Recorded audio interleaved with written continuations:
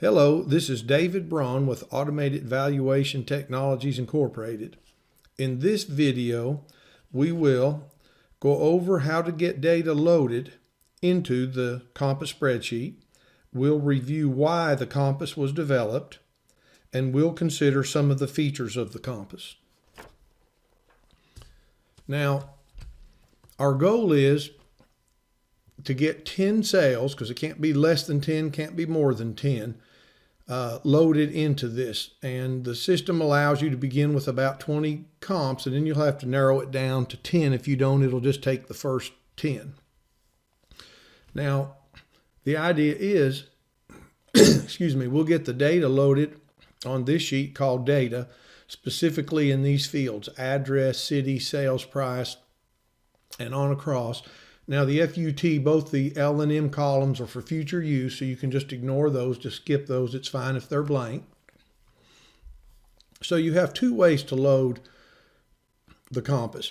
One is to go to your MLS and search, and then view a report of about, of 10 sales, and then just actually hand copy them in. Now 10's better than trying to hand copy in 20 or 30, but still, hand copying 10 in can take a little bit of time. So you can also use an automated import feature. Now, I don't know what MLS you're using, so you just use whatever MLS it is. Now, if you have multiple MLSs, you'll want to do this. You'll want to create a template maybe for each county that's already pre-mapped. So to do what we're doing now, you want to be in the template. Remember, you're not going to be in your master template. You're going to have made a master template. So if you mess this all up, you simply go and get another copy of your master template and start over.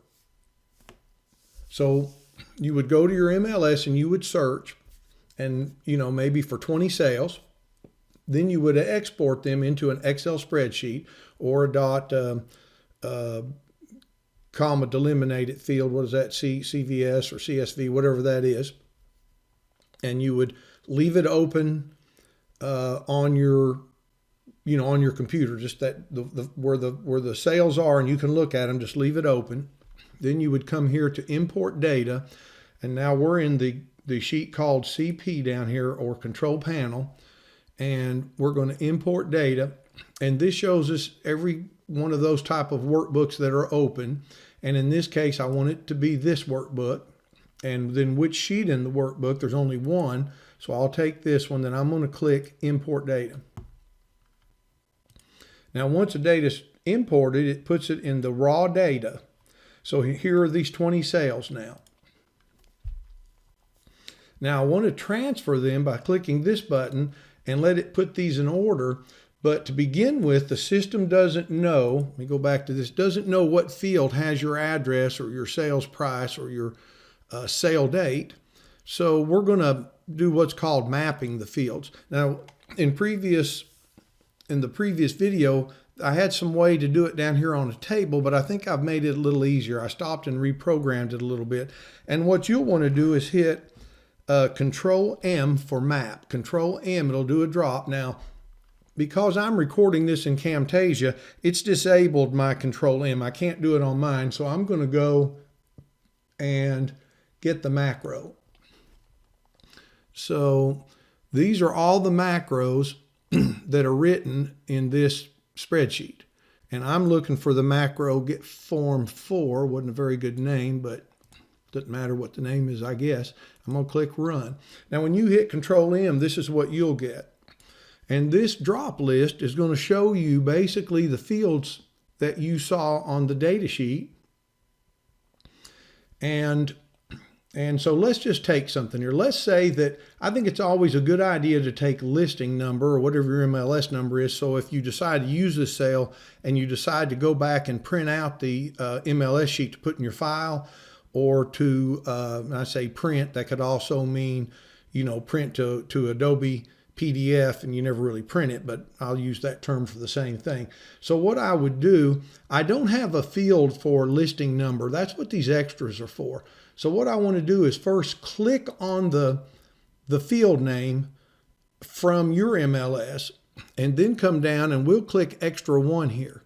Now when I click extra 1, I'll give it just a minute, and you'll see it put extra 1, and now there's I think they call that a pipe, the straight up. And so this is what we think a compass thinks of the name, but the MLS, my MLS, called it list number. So I would need to go and do any of these that I can, and whatever I can map, anytime I do it, it'll bring these over. So let's go, we can leave this up here. And the reason I did this, I put this in module mode false so that you could actually move the spreadsheet around. Now what I'm doing, I didn't mean to click all the way across. What I'm doing here is looking at these top, remember these top ones, this cross here are your field names. So I'm actually looking at each of those. So I'll just do it with my cursor, and let's look for something we might want to use. All right, here's one, sold date. That was one, remember? So you know you're going to need sold date, so I'm going to click on it. Then I'm going to look here, and I see sale date. I'm going to click on it one time, and in a minute it'll pop up, so I know that field is done.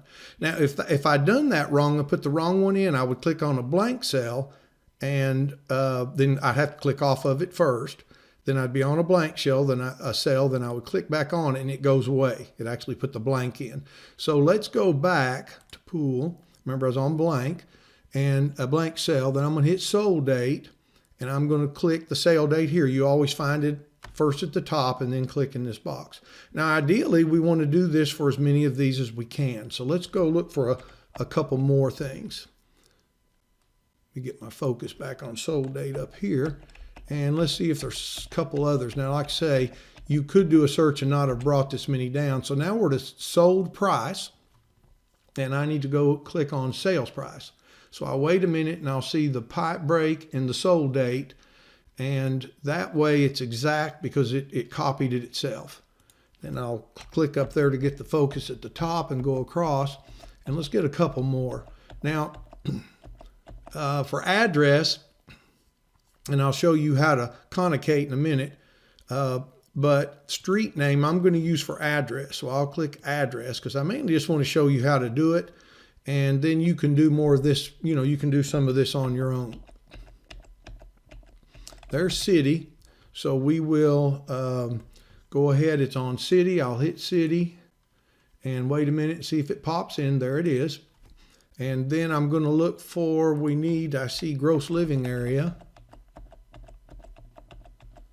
And here's the gross living areas. In mine, it's the total square feet. I don't have to fool with basements and those kinds of things, so I would hit gross living area. And while we're right here, then I see year built. I'll click on it and come down to year built. Now you kind of get the idea of this. Now let me look and see. There were couple things I wanted to look about. One is scrubbing. But I think everything that we've brought down has been okay so far. Now let's go to bath. That's one place I could demonstrate something here. With baths, I don't have full baths and half baths in this grid. I just do baths. The way the compass works, it just cares about your baths. You would just put like 3.5, 2 halves maybe just counted as a whole. So 3 and 2 halves would be 4, and that's usually close enough. But in this case, well, I see bedrooms, so I'm going to click bedrooms while I'm right here, and I'm going to go down in my list and find bedrooms. All right, but now the baths, I do have a little bit of an issue because 2 of my baths have halves, none of the others do. So I could make a new field if I wanted to, and let's just do that. I'm going to put insert, but you'd have to remember, you'll have to do this every time. So I'm going to call this just number baths, because I don't see that up there. Number baths. You can't name it the same thing as one of the others was, or the system. You have to have unique field names. And so this is equal to U plus U. Now in this case, the half baths are ones. Okay, so I can't do it exactly this way, and so what I'm going to do is I'm going to go ahead and not do this. I'm going to go ahead and do it this way. There's only 2, so I'm going to do 2.5 and 2.5, and I'm going to go ahead and use for baths just this column right here. and use that for baths. Now you go through and do any of these you want it. Now the extras are for stuff like maybe lot dimension. I'm not going to put that under site because I like to use a site rating, but I may want that in extra too so I can view it in a minute. But I'm going to go back to address and show you about this, how to concatenate just a little bit if I'm saying it right. Let me go back to where I found the address. Here we go. I could come to here. Remember, there are only 20 sales here, so I'm going to open this up to a new. Why isn't it letting me add a column? Okay, hold on just a second. Insert a column is what I want. There we go, insert. And then this would be equal to U, and I'll do an ampersand, and then I want to get a space, and then an ampersand, and then the street. So if I do that and pull it down, then I have a better address field. And I don't want to duplicate the name. When I make a name up, maybe what we do if we ever do this, we do this and then maybe put a C on the end for compass. And that way if address is used, we won't duplicate it. Now let's go back up to address. And remember, I'm going to clear that out because I don't want to use street name. So I'm going to hit a blank cell, then I'm going to click on it to delete out the one I have in it. And then I'm going to click on address and click, I got to click back off of it, but you have to click off of it. So I'm going to have to find one that doesn't have it. And I may try to work on that in the future and make that a little bit better. Address, because you have to re-click back on it. Okay, so let's say you've done all that you can do. Then you would simply close this, and then you would basically, you would come back to your raw data, delete your raw data out. Now remember, you've got to, just delete them out, and Control Home will bring you back. So you could delete these out and then go to your sheet CP and save it because this is a template. Okay, well, let's say then now you're not in your template and you're back in a regular worksheet and this was already mapped. You would bring your data in and you would hit transfer data. And then what it did, it brought this data over. Any of the fields that we mapped, it brought the fields over. Now remember, I've got to get down to 10 sales. So the first thing I notice when I look, that's a different city. So it's some reason I'd searched subdivision and it brought another city, and I don't want that one. So what I did is I just deleted that out. Now you can delete rows out here, but you cannot delete columns out. If you delete a column out, then it'll put the gross living area maybe where the basement finish is supposed to be. But you can delete a row out, and you can do that in the raw data too. You can delete rows out, and actually you can delete columns out here. Just don't delete your transfer button. So once you get this data in, then you go ahead and fill out these other things. And there may have been some others that you brought over, like extra 4 might have been some clue about condition. And then you would rate your conditions and quality. In this case, for example, there are no basement or basement unfinished. And I do know for this data set, because I've played around with it, they're all 2-car garages and there's no pools at all. So, you simply, and hopefully you can move around in Excel enough to do this. And I know that all these are not all the same. I would have brought in subdivision as one of my extras because there's 2 subdivisions and one's a little bit better than the other.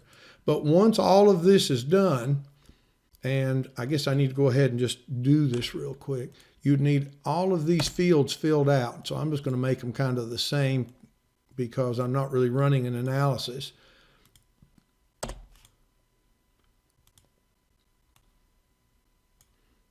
Okay, now I have 20, so you could,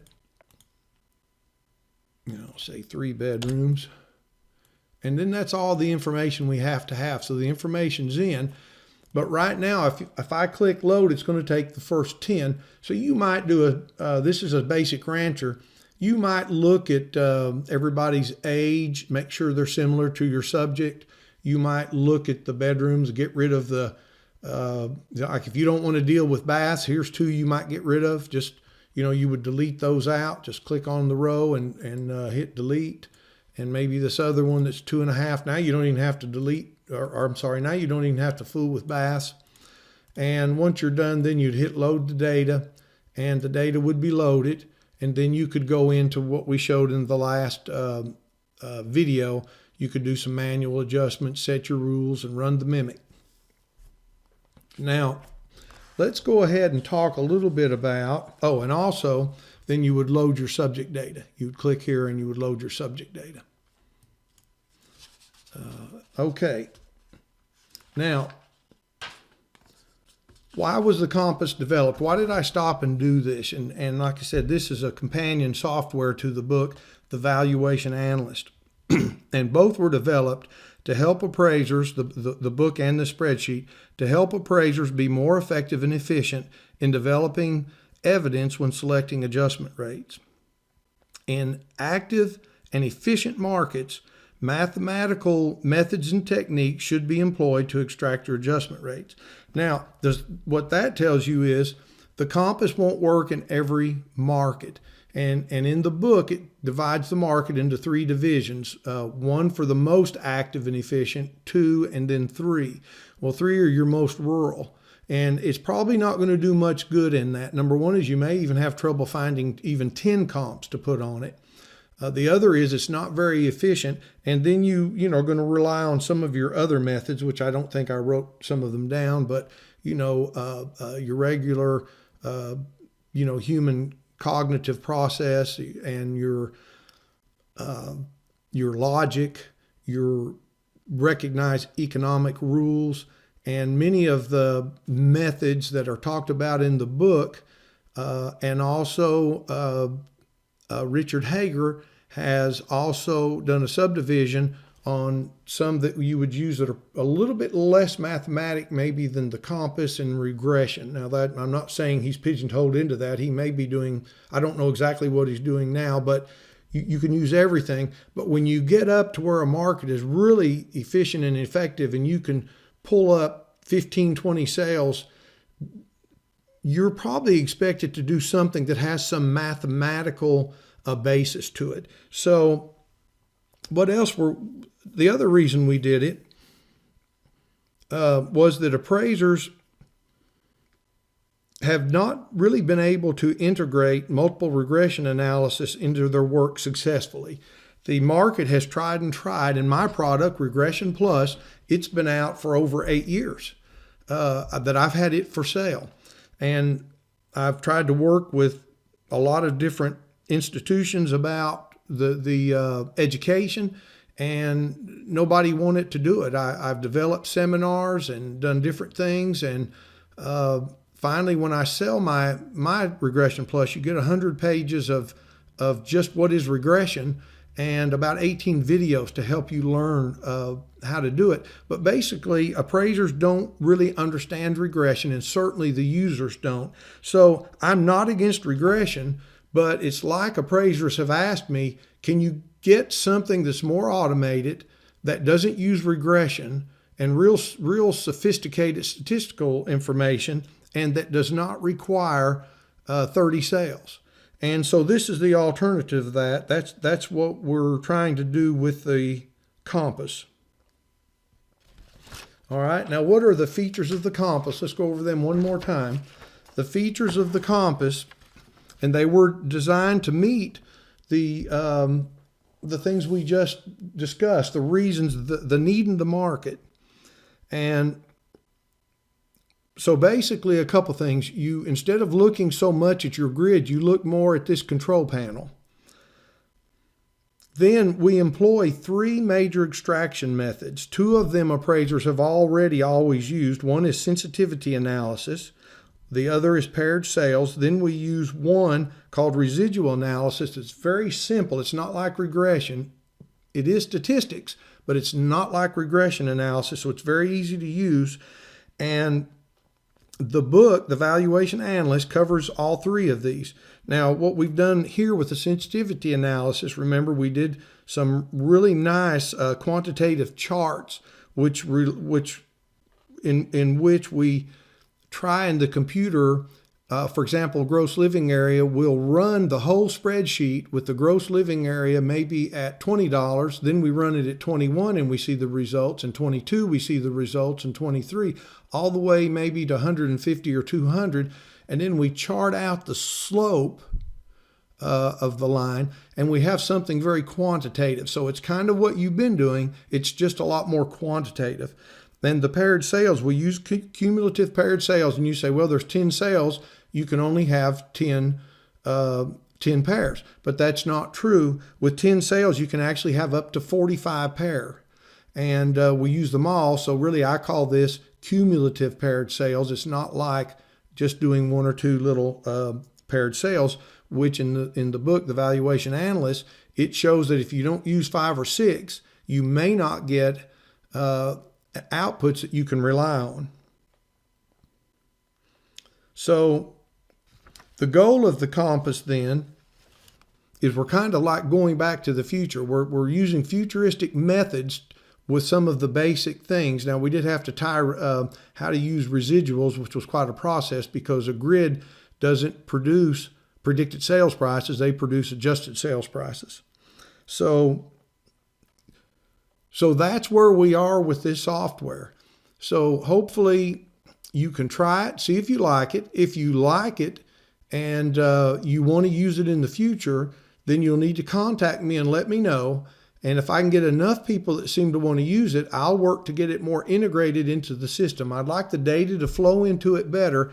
And when you're done, it just flows right into your adjustment grid so that it's really, truly time saving. I'm a little bit of a conspiracy theorist in that I believe that there has been a movement for a while for lenders to use less appraisals.